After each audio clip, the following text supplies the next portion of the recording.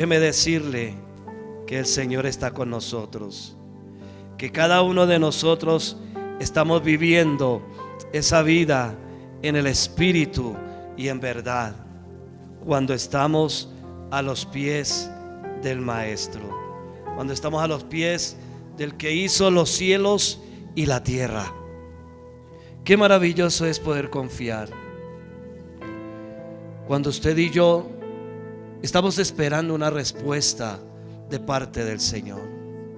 Estamos esperando una respuesta, y cuando hay incertidumbre en lo que estamos viviendo, cuando hay esa incertidumbre en todo lo que está pasando en nuestro entorno, en nuestro contorno, en nuestro núcleo familiar, en nuestro trabajo, donde quiera que vayamos, como que la tormenta se arrecia, y a veces llega la desesperación. A veces vienen los pensamientos, como dijo el salmista, que no deseáramos ni codiciásemos aquellos bienes que tienen aquellos que son bendecidos, de aquellos que del bienestar que están aquellos, y nosotros, ¿por qué no?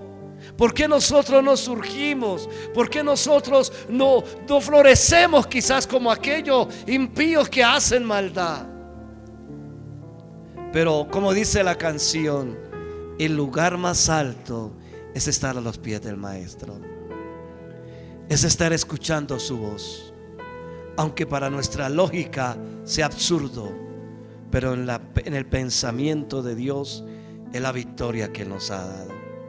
Por eso me gozaba en esta mañana, porque vemos que Daniel, quiero que vaya al libro de Daniel, capítulo 1, verso 8, donde Dios me ha permitido disertar. Quiero decir que me ha permitido disertar durante toda esta semana, y esta porción bíblica ha estado hablando a mi corazón. He tenido un proceso de salud difícil. Anhelamos tener toda la fuerza, toda la salud, y los que no, Señor, la tienen, ¿qué pasa con la de nosotros? Muchas veces frente a la economía nos vemos confrontados y decimos: Señor, pero aquel que hace todo lo contrario de ti y que ni siquiera se esfuerza ni levanta su mirada a los cielos a ver de dónde viene su socorro, y nosotros, Señor, nos sentimos maniatados. Hay momentos que hoy, como está viviendo nuestro hermano país, momentos difíciles, que en un momento de crisis, y aún viene una crisis más sobre sus vidas. Es más, viene una angustia, viene un dolor, viene una desesperanza, viene una turbulencia de oscuridad, donde se pierde hasta el último aliento de ánimo en la vida del ser humano. Pero ahí es cuando meditaba en esta palabra, y por eso este título que le di a esta predicación, disertación, como usted quiera colocarle, donde dice: en Cristo hay salvación con propósito. En Cristo hay salvación con propósito. Y quizás usted ha escuchado siempre: ah, sí, en Cristo hay salvación, ah, sí, en Dios hay propósito. Siempre nos han repetido y nos han recalcado en predicaciones, en disertaciones, en discipulados, en escuelas bíblicas. Sí, hay un propósito, pero el propósito que siempre nos han mostrado es depender de esa fe en la cual Dios nos bendice, Dios nos da, Dios nos sana, Dios nos liberta, Dios nos da todo, pero nunca nos han desviado un poco la mirada a ver que en medio de la tribulación y de la angustia está la mejor esperanza de esa salvación. ¿Cómo así? ¿Usted qué está diciendo? Pues vamos a desarrollarlo en esta mañana. El propósito único de Dios para con el ser humano es que sea salvo, sea libre del dominio del pecado y tenga vida eterna junto y en abundancia con Él. Pero ese no es solo el objetivo, sino que usted y yo descudriñaremos ese propósito, no solamente en la riqueza, no solamente en la salud, no solamente en la abundancia, sino en la escasez. en el dolor, en la angustia, en lo que Dios permite en nuestra vida. ¿Para qué? Para que dependamos solamente de ese Dios eterno. No estoy enseñando un evangelio catastrófico. No estoy predicando un evangelio de desesperanza, no. Por lo contrario, les estoy mostrando que si su maestro sufrió tales cosas, ¿al caso sus discípulos no son merecedores de ello?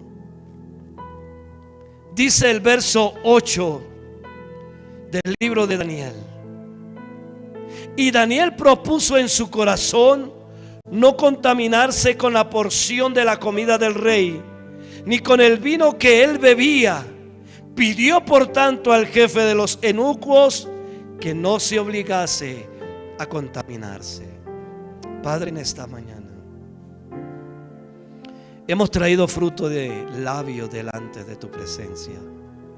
Hemos cantado, y en esta última canción, Señor, a voz en cuello, con la melodía que tú nos diste, hemos reconocido que nuestro lugar de refugio, que nuestro lugar de esperanza, que nuestro lugar de libertad, que nuestro lugar de disfrute de esta vida que tú nos brindas, el más alto lugar es estar humillado y postrado delante de ti.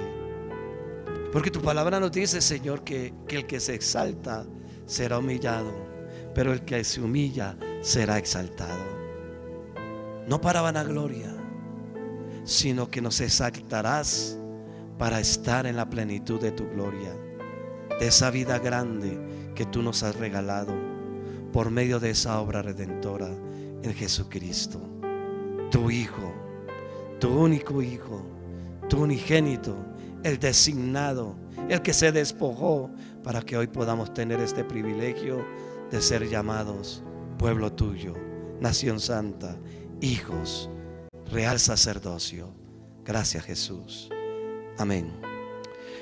Bueno, amada iglesia, como hemos leído, es un verso del Antiguo Testamento, un libro profético. ¿Y por qué le coloqué este título?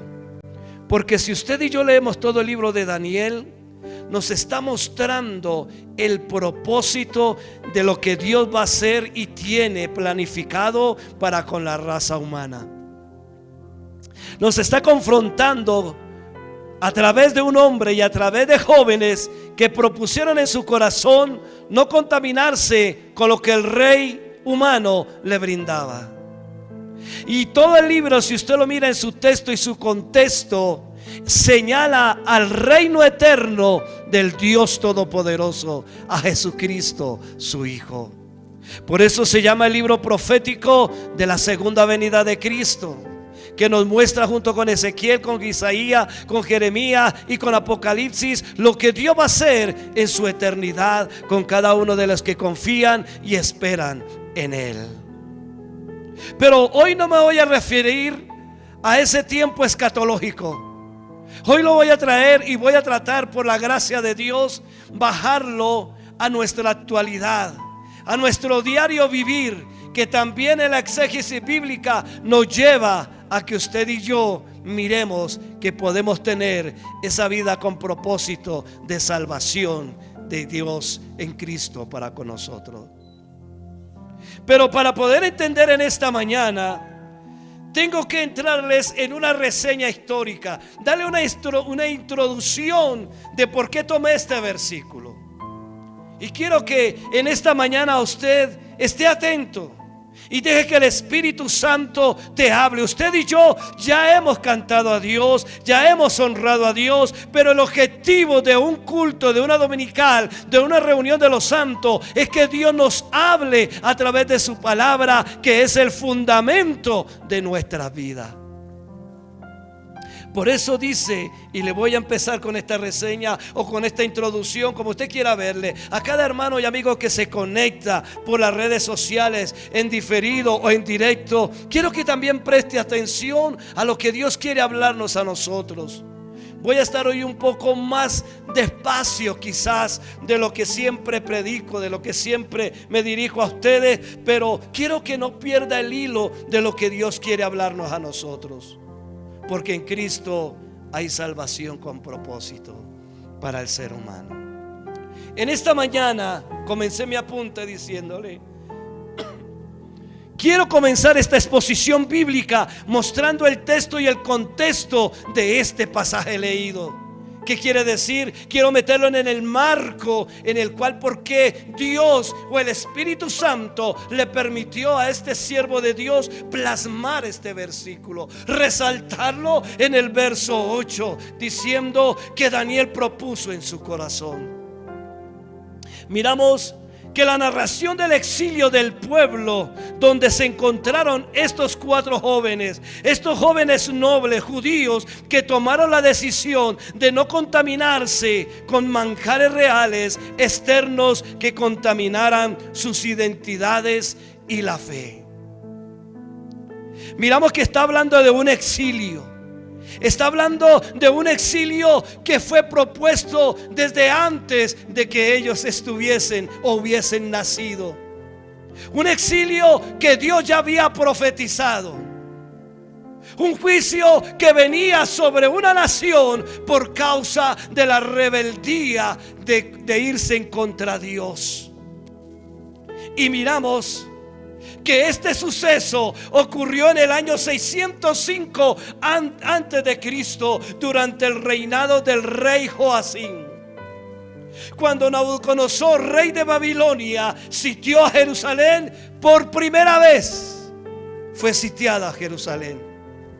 Y en esta deportación de élite, óigalo bien, fue cuando fueron deportados estos jóvenes: Daniel, Ananías, Misael y Azarías. Pero no solamente siendo deportados, extraídos de su ciudad, arrancados de sus raíces, por decirlo así, naturales, de su descendencia, de su pueblo, de su nación, de su nacionalidad. No contentos con esto, Nabucodonosor en ese exilio implementó un decreto de política llamado asimilación cultural. No solamente fueron traídos de su pueblo, sino que empezaron, ese pueblo que los tomó cautivos empezó a dar edictos, a dar decretos de asimilación cultural, para escoger jóvenes esclavos de otros reinos y adoctrinarlos en la cultura, idioma y literatura caldea, para hacer en ellos un cambio de identidad. Qué tremendo, ¿verdad? 4 jóvenes, esos 4 jóvenes que quizá no tuvieron velas en el entierro, por decirlo de una manera en nuestra jerga castiza, fueron deportados de su pueblo, de su nación, de su ciudad.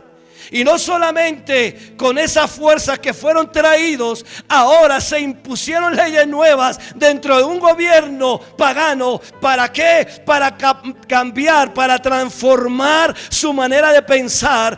En otras palabras, para borrar la identidad de su nación, para borrar la identidad al Dios que adoraban, para borrar todo lo que eran y atraerlos a un nuevo reino.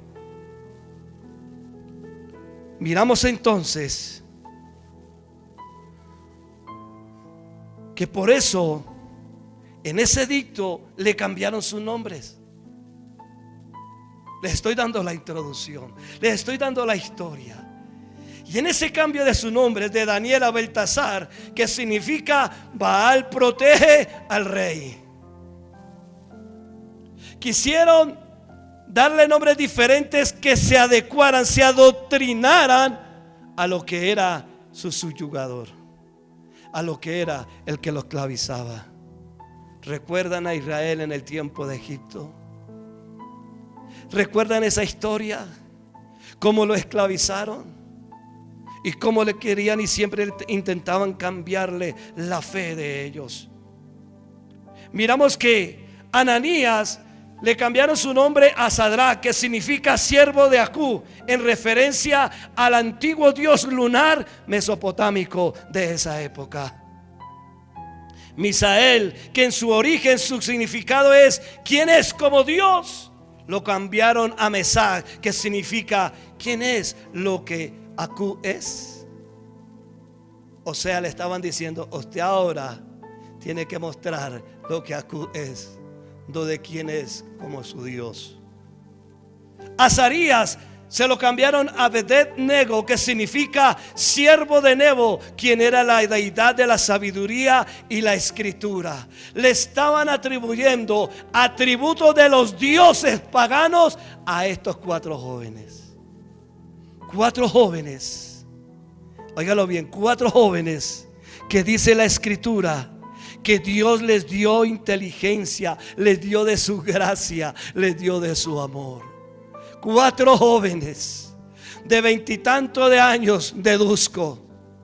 Pero siempre la cultura pagana del mundo quiere seducir el pensamiento de nuestros jóvenes, de nuestros niños, de nuestros recién nacidos, amada iglesia. Por eso el ataque es a la familia, a los niños, a los jóvenes, para cambiarles la cultura, para cambiarles las palabras, para quitarles la imagen correcta y semejanza de Dios, con la cual fue que Dios nos creó para alabanza de su nombre. Miramos entonces que cada uno de estos, al cambiar el nombre de los cautivos, era el método para adoctrinar culturalmente y consagrar sus vidas a los dioses locales y paganos de esa época. Pero puede surgir una pregunta y puede surgir otro apunte que usted y yo debemos recordar. ¿Por qué? ¿Por qué ese exilio y ese sitio de Jerusalén? ¿Por qué Dios lo permitió? ¿Por qué si Dios es justo? ¿Por qué si aún somos atrevidos decimos, si dice la escritura en el Nuevo Testamento que donde 2 o 3 estuviesen de acuerdo, todo lo que pidiesen en su nombre sería hecho? Pues vamos a ver por qué. Porque es exilio.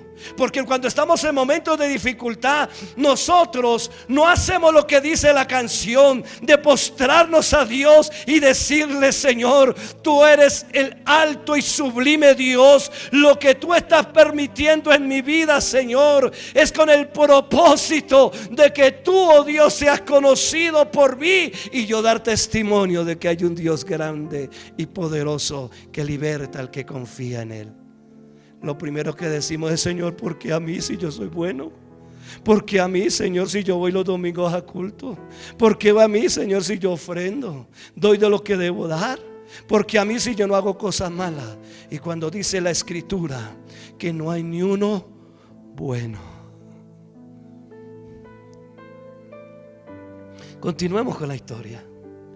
Entonces, la razón fue la siguiente: esa continua desobediencia, esa continua idolatría, esa continua injusticia del pueblo de Judá, mostrando constantemente rebeldía a los mandamientos de Dios. Se nos olvida que cuando somos constantes, y la Biblia nos dice que lo que el hombre siembra, ¿qué pasa? Eso cosecha, ¿cierto? Eso segará. Pues resulta que el pueblo de Judá constantemente sembró idolatría, siempre constantemente sembró injusticia, constantemente se fue en rebeldía, consultaban a los dioses ajenos. Aún nos dice el profeta de Reyes, ahí en Segunda de Reyes nos dice que aún la sangre de su pueblo estaba delante de Manasés, estaba delante de él, porque aún sacrificaban sus hijos, sacrificaban, hombres delante de los dioses paganos, creyendo que estaban agradando a Dios. Ese es otro punto que no tenemos que perder de vista. Ese es un punto que usted y yo tenemos que reconsiderar.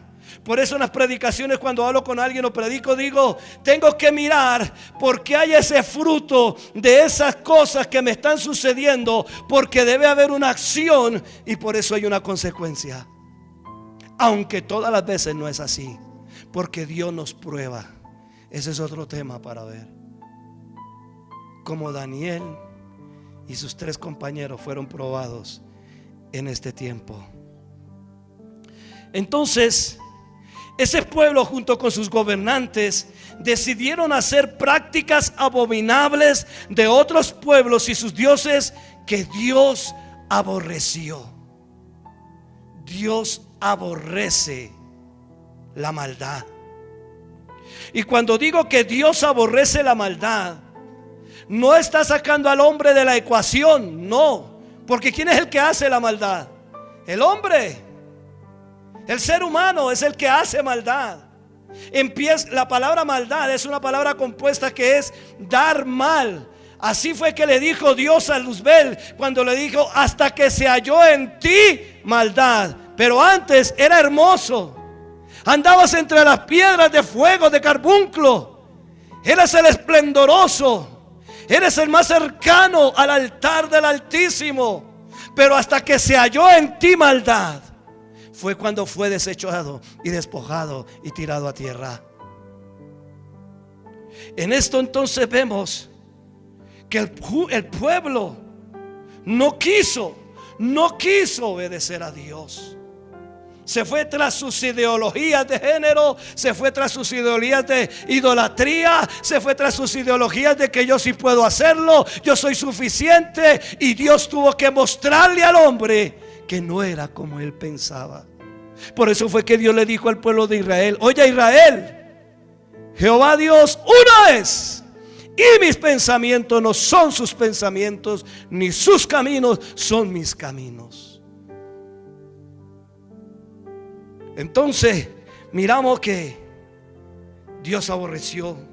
No escucharon, aquellos hombres no escucharon las advertencias de Dios que Él les enviaba constantemente a través de los profetas. En Segunda de Reyes capítulo 24 verso 3-4 dice: ciertamente vino esto contra Judá por mandato de Jehová, para quitar de su presencia por los pecados de Manasés y por todo lo que hizo. Dice el verso 4: asimismo por la sangre inocente que derramó, pues llenó a Jerusalén de sangre inocente. Jehová por tanto no quiso perdonar. Uy, qué Dios tan injusto, ¿verdad? Pero si usted lee todos esos capítulos de Samuel, de Reyes, va a ver que Dios siempre ha dado oportunidad al ser humano. Y este tiempo no es diferente. Por eso la Biblia dice que mientras que hay vida en este cuerpo hay esperanza. Y por eso predicamos la palabra de Dios. Y por eso exponemos el Evangelio de Cristo. Y muchos creen que exponer el Evangelio de Cristo es decir: Cristo te ama. No. Exponer el Evangelio de Cristo es: oiga, fue tanto el amor de Dios que dio a su Hijo unigénito, para que todo aquel que en Él cree no se pierda, mas tenga vida eterna. ¿Y cuál es ese evangelio? Que Jesús se despojó de todo su esplendor y su gloria. De su trono vino a la tierra a sufrir persecución, a sufrir maldicencia, a ser desacreditado. Tomó forma de hombre, siendo Dios se humilló hasta lo sumo, tomando forma de hombre. Y de aquí, de esta tierra donde sufrió esas aflicciones, fue a la cruz. Fue a la cruz. Tomó el lugar suyo y mío. Déjame decirle, amado hermano y amigo que me está viendo, Jesús fue a tomar el lugar que usted y yo merecíamos en esa cruz, o merecemos en esa cruz. Pero Él fue y tomó ese lugar y murió. Y no solamente murió, sino que fue sepultado entre los seres humanos en una tumba, dando testimonio de que Él hizo la obra perfecta. No solamente en esos 3 días, sino que resucitó al tercer día, y dice que dio vida y vida en abundancia. Por eso Pablo decía: oh muerte, ¿dónde está tu aguijón? Porque Cristo venció y dio libertad a todo aquel que cree en Él, para que tenga vida eterna. Por eso en Cristo hay salvación con propósito. Amada iglesia, tenemos que escuchar las advertencias. Cuando Daniel leía yo este libro y sacaba mis reflexiones y sacaba este tema, podía ver que Dios conduciendo a través de 4 jóvenes que propusieron en su corazón no contaminarse. Dios está buscando una iglesia en este tiempo que procure, que determine en su corazón, que tome la decisión de no contaminarse con lo que ofrece el rey de este siglo. ¿Qué ofrece el rey de este siglo? Envidias, contiendas, disensiones, chismes, envidias, celo, adulterio, fornicaciones. Todo eso es lo que ofrece el mundo. ¿Para qué? Para que usted y yo quitemos la mente, borremos la identidad del Cristo de la gloria que nos ha libertado. Hoy en día predican que se levantará el anticristo, que se levantará la ramera, y muchos voltean la mirada es a la iglesia católica. Pero déjeme decirle que la gran ramera saldrá de entre de los mismos que predican el evangelio de Jesucristo. Esos que predican prosperidad, esos que predican superfe, pero que no le dicen al hombre: si no te arrepientes, si no te conviertes a Jesucristo, sencillamente morirás eternamente en el infierno. Estos muchachos estaban en un contexto histórico que quizás ellos no hicieron ni lo crearon, por decirlo de alguna manera.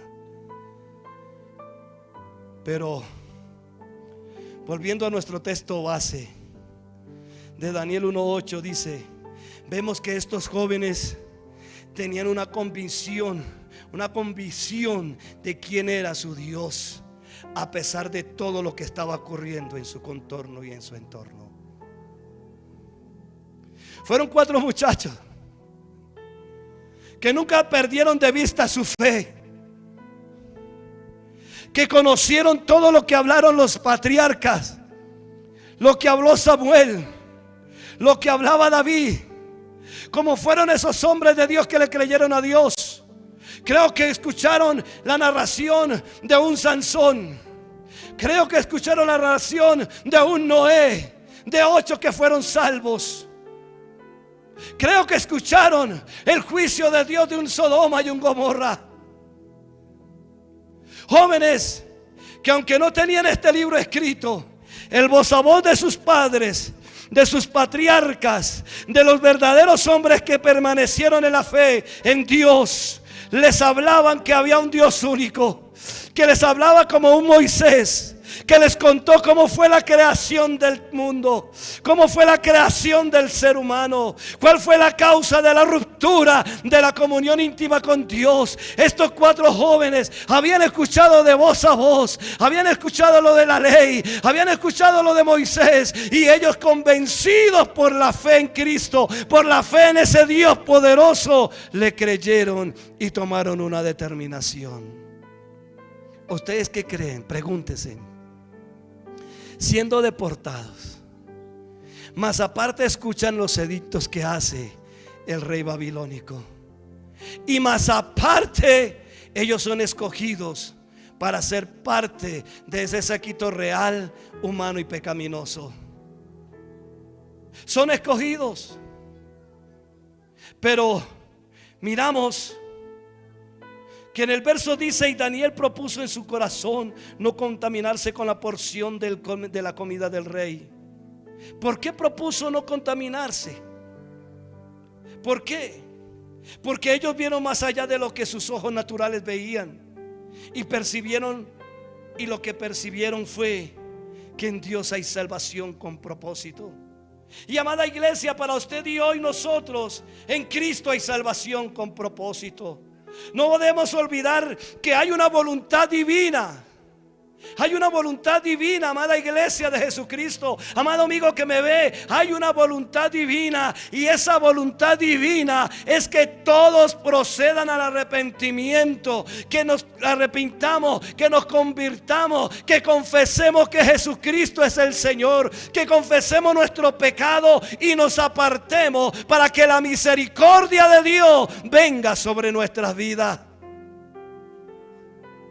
Amada iglesia, los tiempos que estamos viviendo aún en nuestra nación No crea que estamos siendo bendecidos porque somos buenos. Es por la pura gracia y misericordia de Dios. Aunque haya edicto determinado, pero cuando Dios dice y ve 4 jóvenes que disponen su corazón para decidir adelante, para ir a pregonar la palabra de verdad, Él hace un milagro de vida para que cada uno de nosotros podamos tener el privilegio de ser esos ministros del nuevo pacto. Miramos entonces que Daniel propuso en su corazón, decidió tomar en firme la postura deliberada a nivel personal, que eso es lo que usted y yo debemos tener, porque nosotros tenemos 3 enemigos, y 3 enemigos fuertes, que son el mundo, nuestra carne y ¿quién más? El diablo.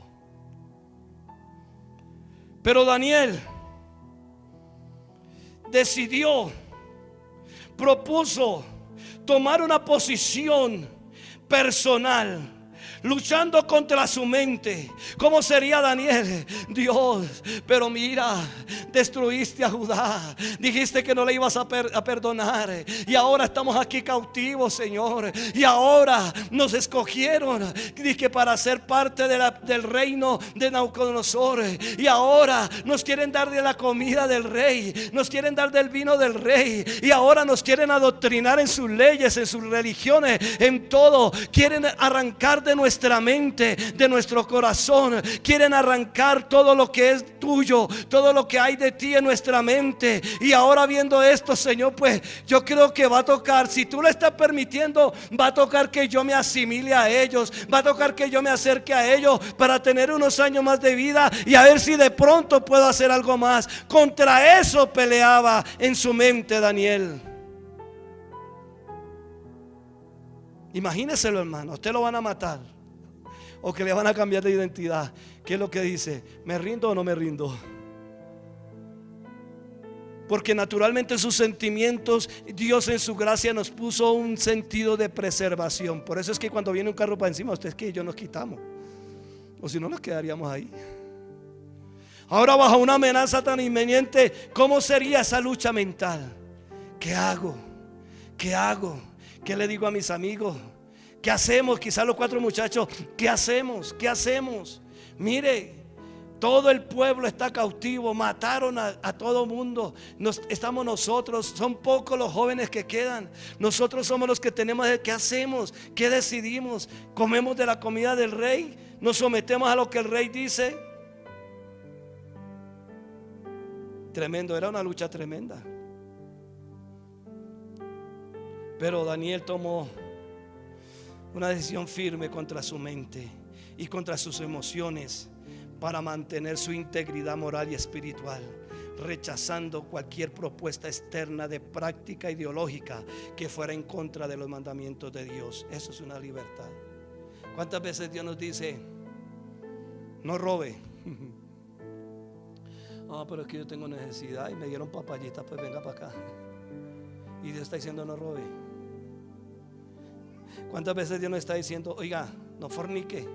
No, pero es que si se presenta la oportunidad, Dios, y cómo va a ser, entonces pues, hagámosle, eso no hay problema. Y Dios diciendo, no lo haga.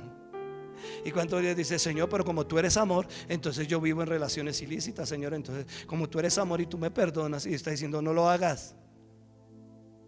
No tomamos una determinación, sencillamente lo hacemos y punto. Dios es bueno, pero mire las consecuencias de ir en contra de lo que Dios dice.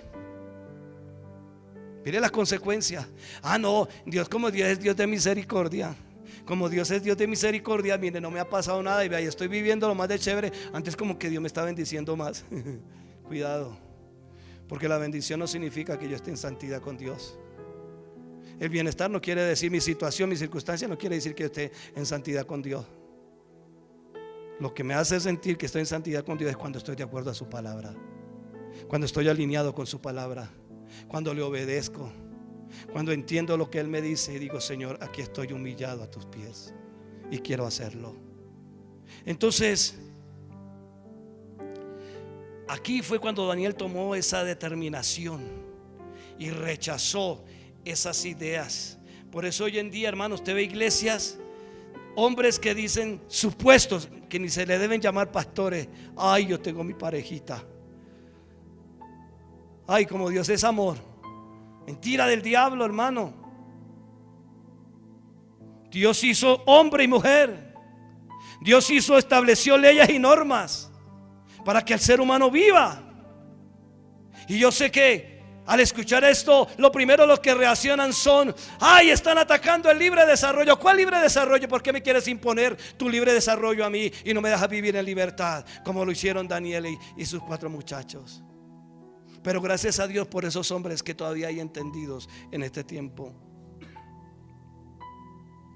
Para darme a entender de lo que Daniel decidió, no fue una decisión impulsiva, por miedo, por conveniencia, no, sino que fue una decisión con convicción. ¿Está convencido de que usted y yo somos hijos de Dios? ¿Estamos convencidos que realmente queremos hacer lo que Dios quiere? ¿Estamos convencidos o a la primera o a la buena declinamos, caemos, vivimos como queremos y creemos y alzamos mano santa? Y aun cuando Jesús en el templo le dijo a aquellos: ustedes que vienen a presentar todos esos sacrificios, ustedes han vuelto mi templo casa de oración, cueva de ladrones. Dura palabra, ¿verdad? Es duro. ¿Por qué, Dios, si estamos presentando sacrificios? No, es que ustedes lo están presentando. Sí, están presentando sacrificios, pero a su manera, no a la manera mía. Nadie le estaba negando que estaba presentando sacrificios. Nadie le estaba negando que estaba presentando ofrenda. Lo que Dios le reclamaba era: es a mi manera, a la manera de Dios.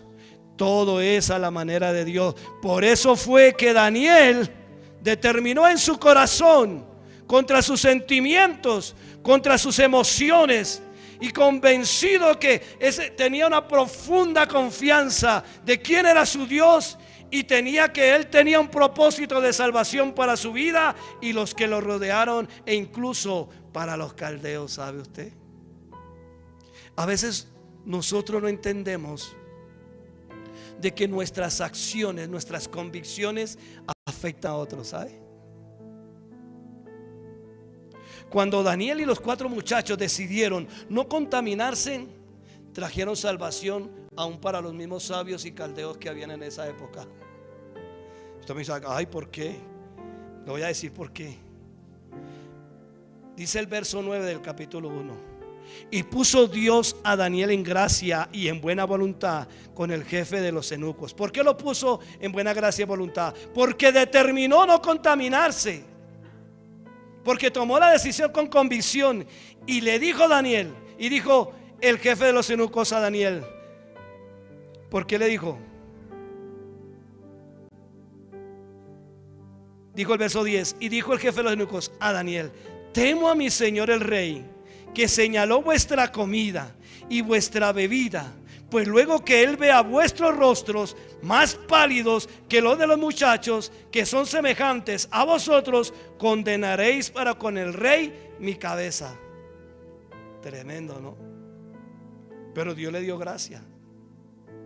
Le dio gracia con el jefe de los eunucos y le dice: no nos dé comida de esa, tranquilo.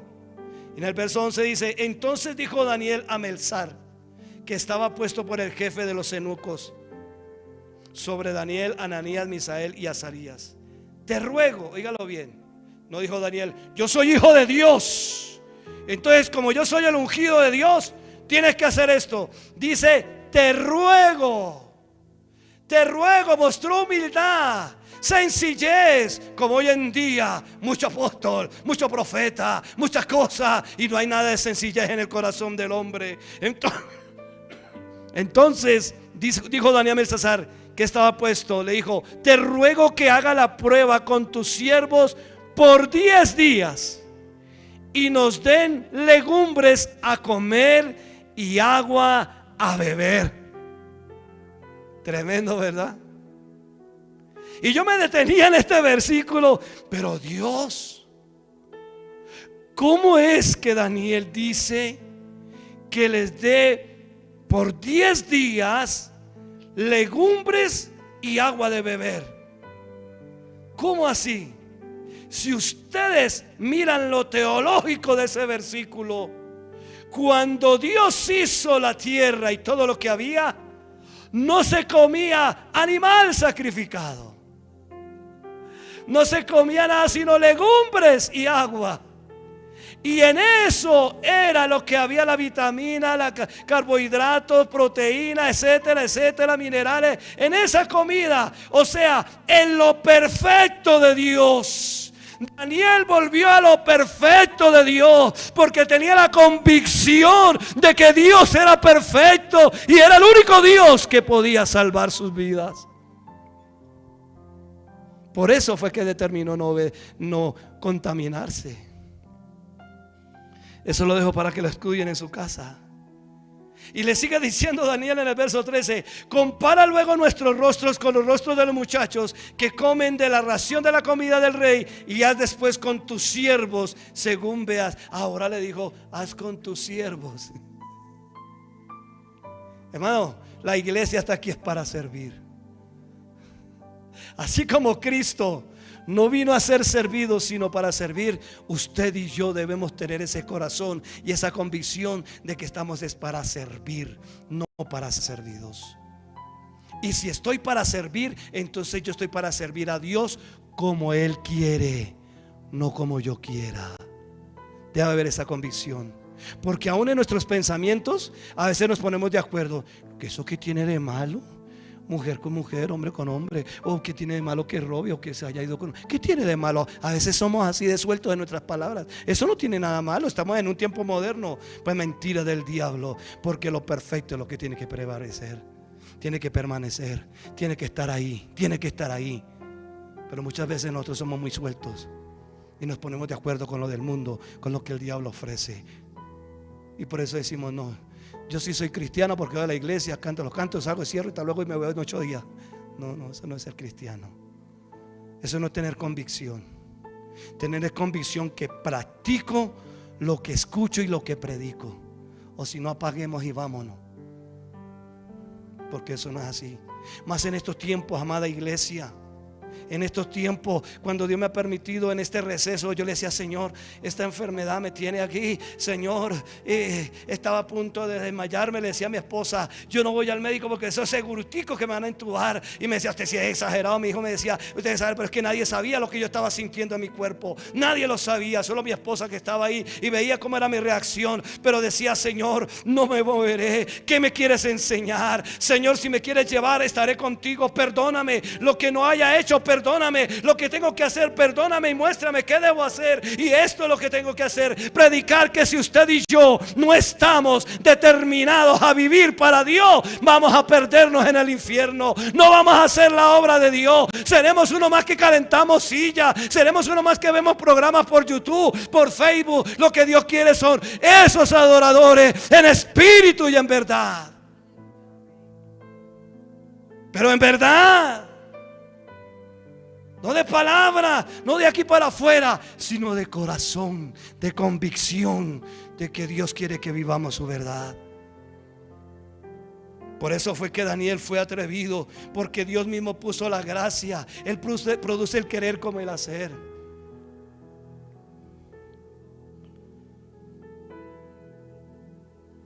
Quisiera decir tantas cosas, pero por prudencia no puedo decir.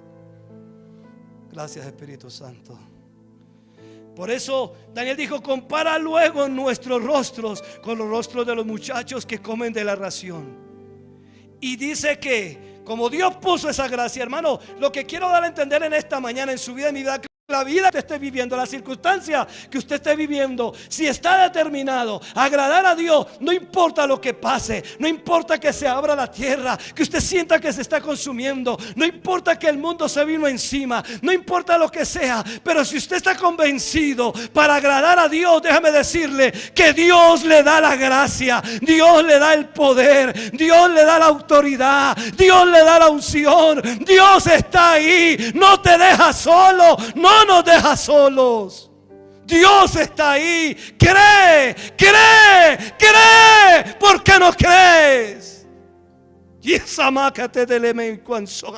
¿Por qué no crees que yo soy tu Dios y que yo te sustento? No un hombre, no una mujer, en el poder de mi palabra, en mi espíritu. Y si vive, vive para mí. Y si muere, muere para mí. Oh Dios de la gloria, quiere que usted sea salvo, quiere que yo sea salvo. ¿Por qué rendirnos a los pies de lo que el mundo ofrece?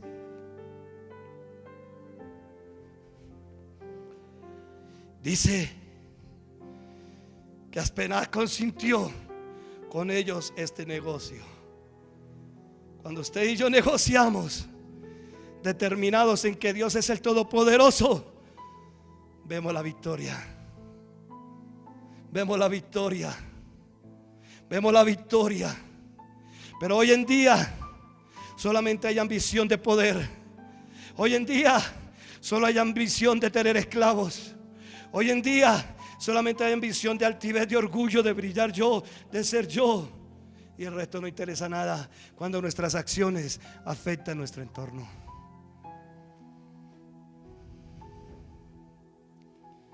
Entonces, dice la escritura que al cabo de los 10 días pareció el rostro de ellos. Óigalo bien.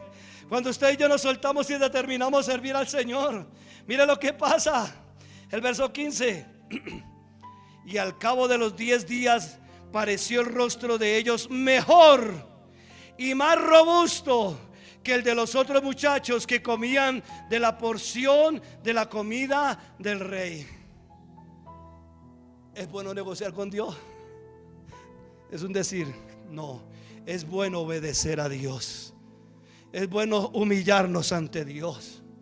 Que aunque las cosas adversas, aunque vengan cosas fuertes, usted pueda decir: a Dios sea la gloria, porque Él me ha dado la victoria.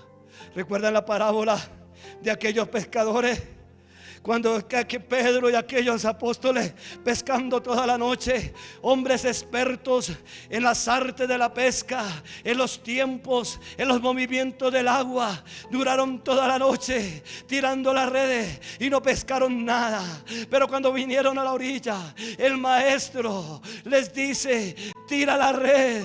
Y Pedro le responde: venimos de toda la noche de pescar, maestro. ¿Acaso nos crees ignorantes? ¿Acaso crees que no conocemos el oficio? Estoy parafraseando. ¿Acaso no crees que somos técnicos en esto? ¿O de dónde nos llamaste? ¿Te acuerdas que nosotros somos pescadores? Que aún tú me dijiste que ahora era pescadores de hombres y no de peces. Pues el Señor le dijo: ahora tira la red, ponga para adentro y tira la red. Y dijo Pedro: pues Señor, ahora lo haremos en tu palabra. Cuando creemos en su palabra, cuando vivimos su palabra, viene la pesca milagrosa, viene y se llenan las redes, no para saciarnos, sino para que seamos servidores de aquellos que lo necesitan por nuestra acción, que necesitan de esa salvación.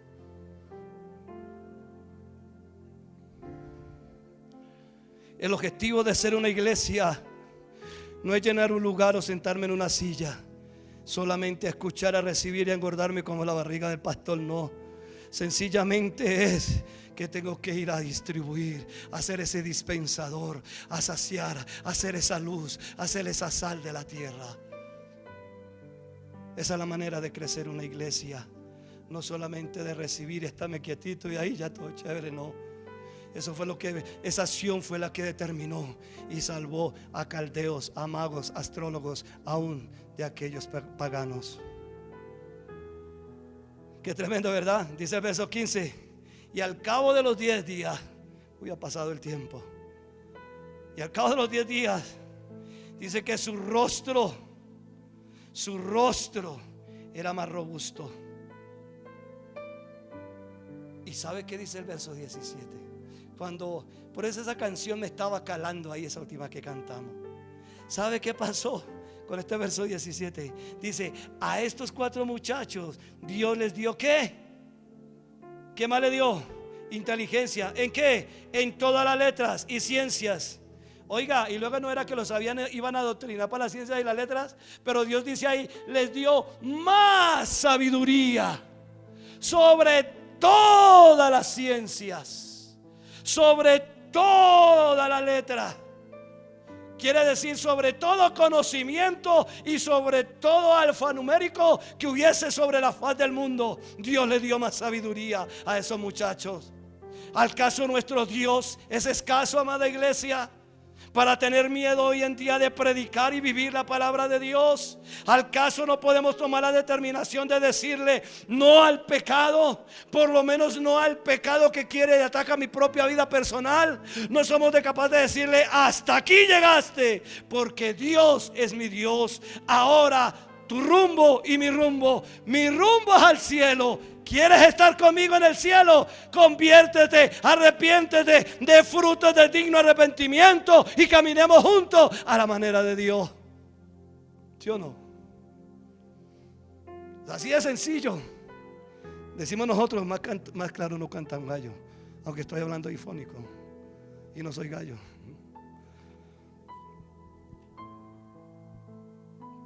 Dice: a estos 4 muchachos Dios les dio conocimiento e inteligencia en todas las letras y ciencias, y Daniel tuvo entendimiento en toda visión y sueño. ¡Wow! Aquí es cuando viene esta parte de que hay propósito. Hay propósito. Cuando Daniel pasó la prueba con los 4 muchachos, cuando decidió, cuando determinó no contaminarse, Dios empezó a derramar de su esplendor, de su gloria, de su vida. Y dice que Daniel fue entendido en toda visión y en todo sueño. Por eso en el capítulo 2 verso 1 dice que en el segundo año del reinado de Nabucodonosor tuvo Nabucodonosor un sueño y se perturbó su espíritu y se le fue el sueño. Y este rey, en su locura, en lo que Dios le estaba permitiendo, le dijo a sus astrólogos, le dijo a sus escribas, le dijo a todo aquel adivino, a todo aquel agorero, a todos esos falsos dioses, que le dijeran que había soñado y le dieran la interpretación del sueño. Y estos hombres tuvieron que decirle: oh rey, lo que tú pides, ningún ser humano en la tierra podrá hacerlo, solamente los dioses. Y Dios le dio entendimiento a Daniel. Y en el capítulo 2 verso 20 dice: y Daniel habló y dijo: sea bendito el nombre de Dios de siglos en siglos, porque suyo son el poder y la sabiduría. Él muda los tiempos y las edades, quita reyes, pone reyes, da la sabiduría a los sabios y la ciencia a los entendidos. Él revela lo profundo y lo escondido, conoce lo que está en tinieblas, y con él mora la luz. Una convicción profunda de quién era Dios. Y por eso en el verso 23 dice: a ti, oh Dios de mis padres, te doy gracias y te alabo, porque me has dado sabiduría y fuerza, y ahora me has revelado lo que te pedimos, pues nos has dado a conocer el asunto del rey. Pero Daniel no estaba solo. Por eso el congregarnos, dice el verso 17, que luego Daniel fue a su casa. ¿De luego de qué? De cuando aquel rey dio un edicto de muerte. Aquel rey dio un edicto de muerte, que como no le adivinaron nada, ni le interpretaron nada, todo sabio, todo escriba, todo agorero, todo adivino tenía que morir. Y no solo eso, sino que sus casas debían quedar en muladar. O sea, tenían que morir hasta la familia. Como hacen estilo en Japón, ¿sabía usted? En Japón hacen eso. Si a usted lo pillan que está haciendo culto a Dios, siendo evangélico, no lo matan solo a usted primero no lo matan, matan toda su familia, toda su genealogía, y de último le dan a usted para matarlo, para raerlo. Pero Daniel proclamó esto porque, ¿sabe por qué? Porque Dios, mire, dio gracia a Daniel. El verso 13 del capítulo dice: y se publicó el edicto de los sabios. Perdón, estoy emocionado. Y se publicó el edicto de que los sabios fueran llevados a la muerte, y buscaron a Daniel y a sus compañeros para matarlos. ¿Qué culpa tenía Daniel? ¿Qué culpa tenían sus compañeros? Ninguna. Pero Daniel tenía la gracia de Dios porque había determinado junto con sus amigos no contaminarse. ¿Estamos dispuestos a hacer eso, amada iglesia? La pregunta que surge en este momento, no lo tengo en mis apuntes. ¿Estaríamos dispuestos a tomar la determinación de decirle no a lo que hoy me tiene lejos de Dios y sí a lo que Él dice? ¿Estaríamos dispuestos? Estaríamos dispuestos y decididos que a pesar que cuando salgamos de aquí se nos venga ese arrume de problemas y tengamos que recordar que Jesús dijo: iglesia, en el mundo tendréis aflicción, tendréis persecución, pero confiad, deposite su confianza en mí, que yo he vencido al mundo. ¿Estamos dispuestos a creerle? ¿Estamos dispuestos a confiar en Él?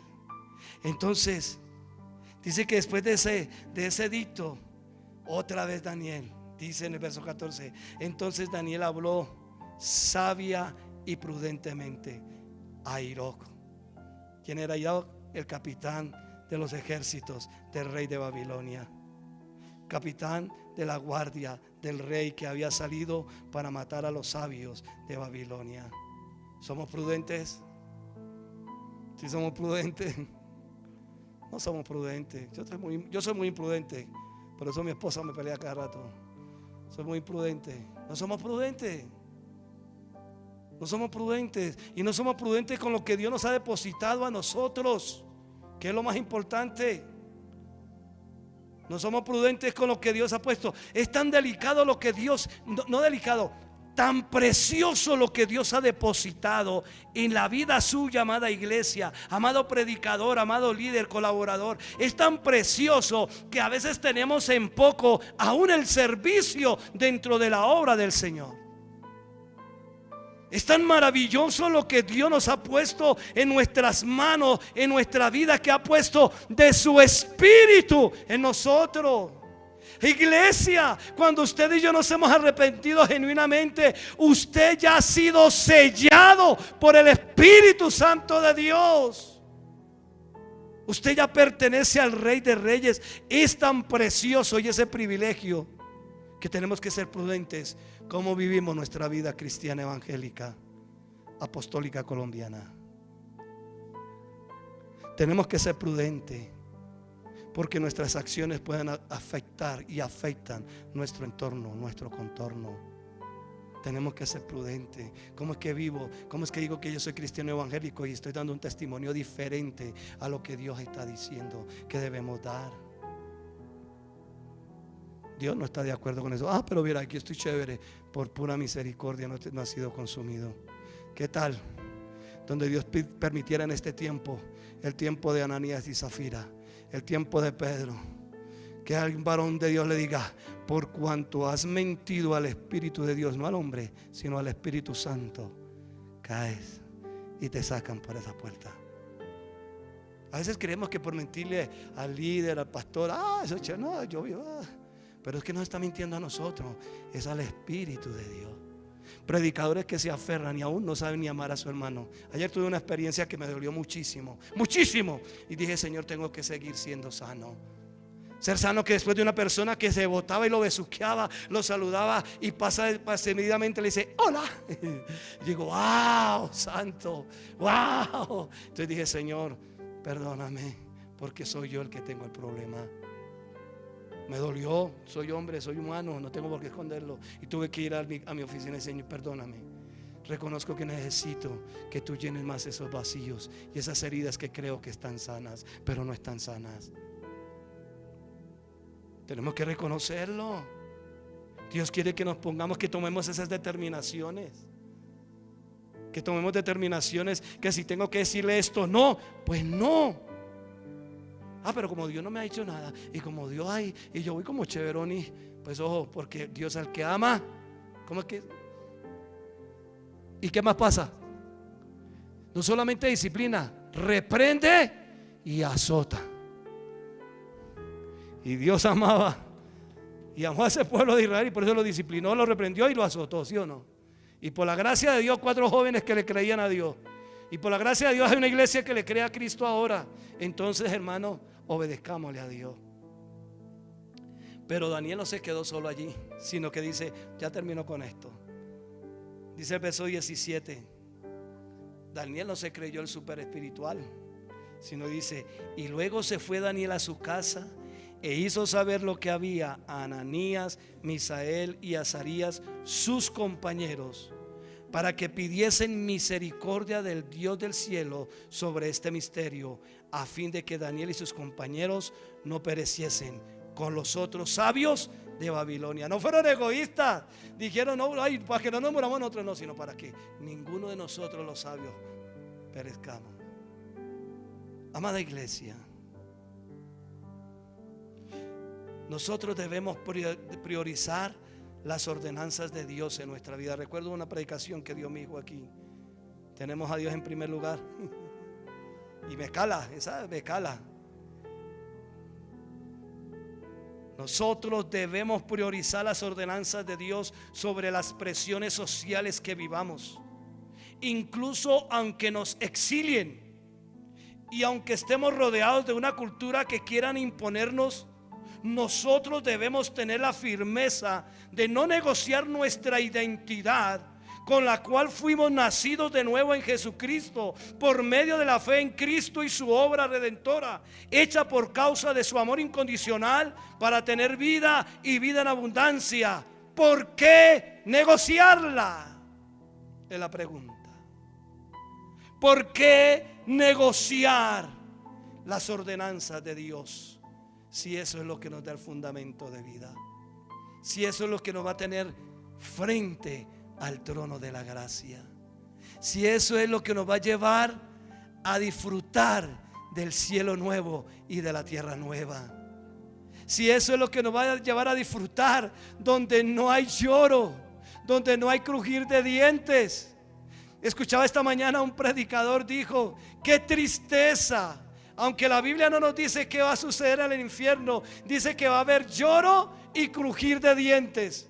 Y me pareció tan valiente lo de este varón que decía, si yo me pierdo creyendo que soy salvo, en el infierno yo lloraría por el conocimiento teológico que tengo.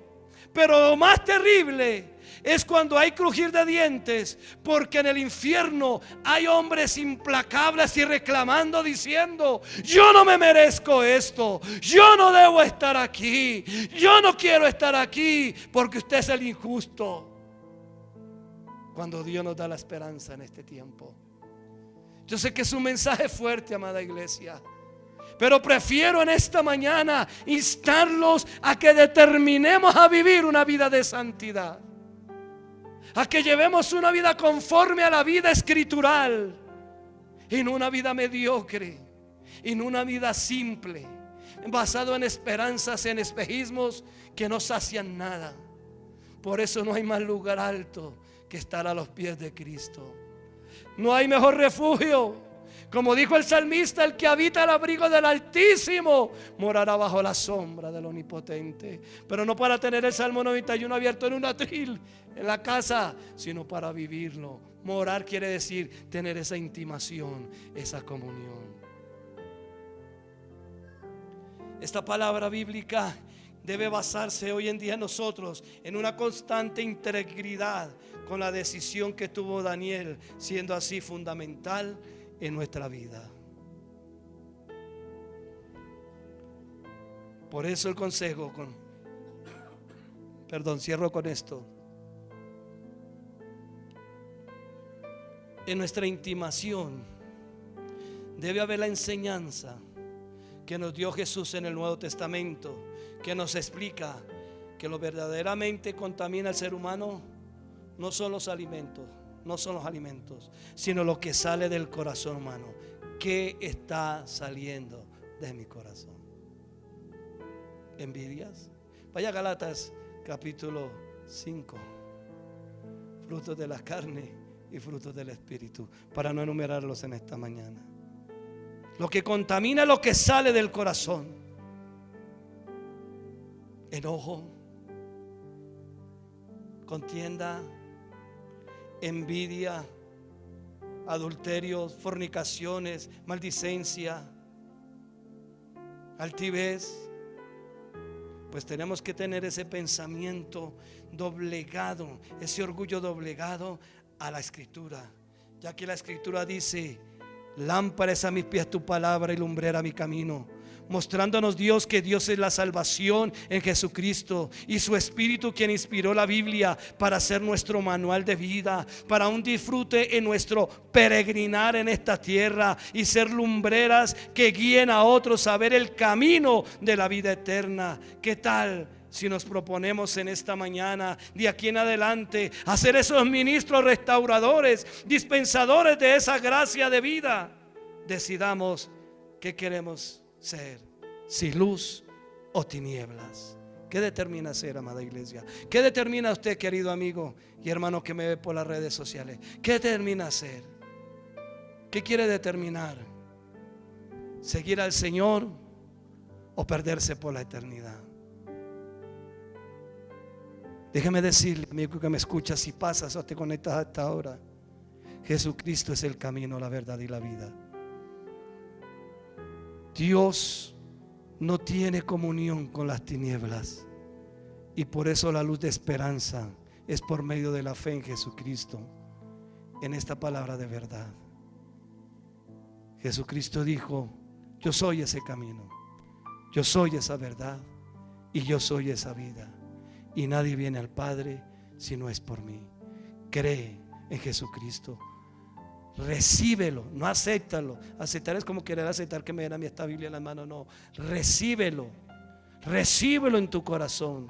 Confiesa que Jesucristo es el libertador de tu alma. Reconoce tu pecado delante de Él y dile: perdóname a mi pecador, y quiero ser parte de tu reino, como lo hizo el ladrón en la cruz. Acuérdate de mí cuando estés en el paraíso.